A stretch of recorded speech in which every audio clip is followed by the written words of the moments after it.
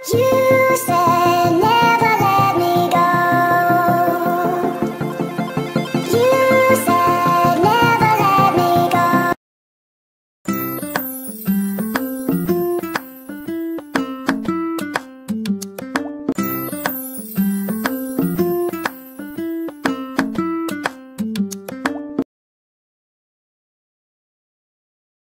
श्री स्वामी समर्थ। नवीन दिवसाच्या नवीन शुभेच्छा। कशा आहात तुम्ही सर्व? ठीकच असणार, ठीकच राहा।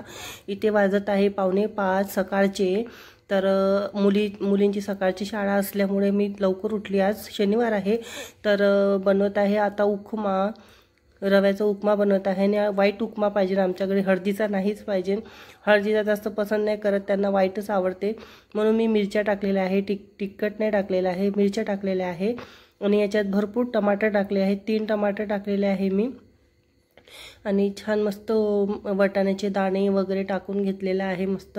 आणि बघा इथे रवा वगैरे गाळून घेतलेला आहे। आणि झटपट आता उपमा बनवून घेते आणि मुलींना उठवते आता, कारण की 5:45ला व्हॅन येऊन जाते। 5:45-6ला व्हॅन येते, तर बनवून घेते पटकन उपमा।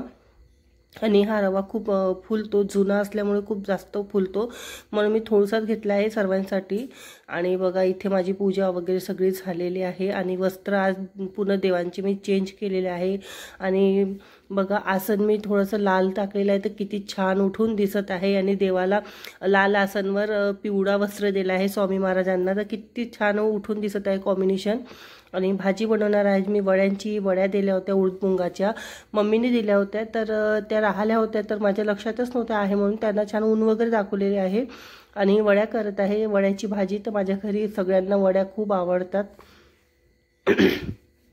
ते इथे जास्त काही टाकणार नाही आहे मी, इथे फक्त कांदा, टमाटर, लसण आणि अद्रक टाकणार आहे। तर कढई मांडून घेतलेली आहे मी, बघू शकता।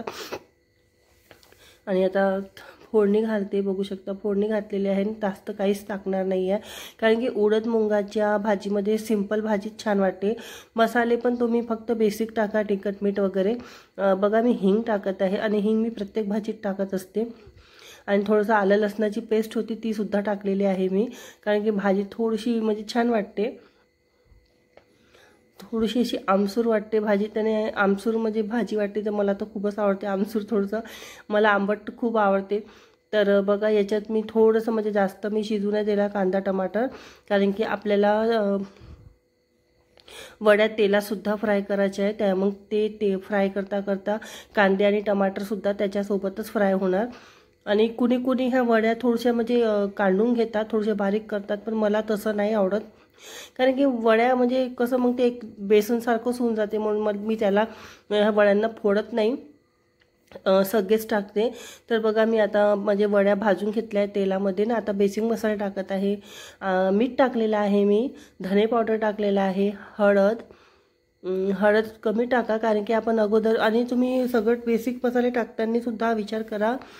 तिखट आणि थोडासा म्हणजे गरम मसाला टाकलेला आहे मी, हलकासाच टाकलेला आहे, कारण की आपण जेव्हा वड्या करतो तेव्हा त्याच्यामध्ये सुद्धा आपण हे बेसिक मसाले टाकत असतो, त्यामुळे जास्त नको टाका। तर बघा वड्या छान फ्राय होत आहे, आणि याला थोडंसं म्हणजे 2 मिनटं वगैरे वाफेवर राहू द्या।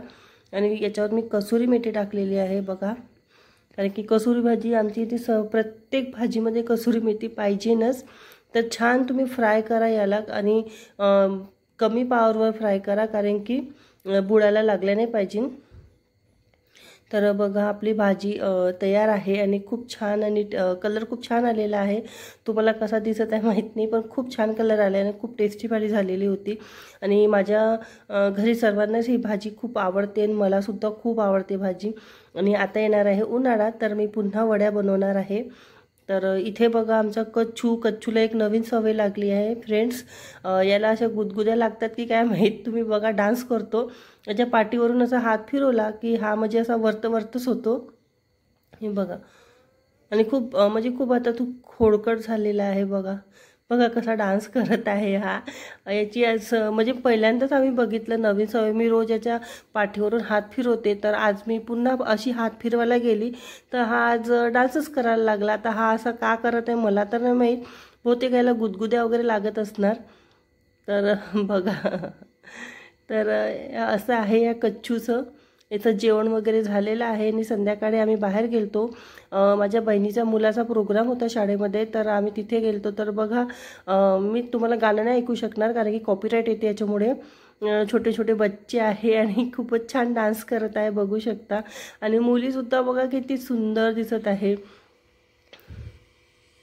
आणि खूप मज्जा आली प्रोग्राममध्ये. आणि तुम्हाला सांगू का, म्हणजे 2 डान्स होते आणि बघा टीचर लोक त्यांना सेट करत आहे. पण ते किती लहान मुलं आहेत, ते कुठे जागेवर राहणार आहे.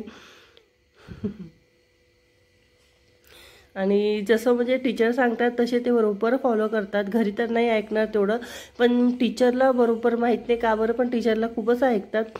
आणि बघा मुलांचं, छोटे छोटे बच्चे किती सुंदर वाटतात.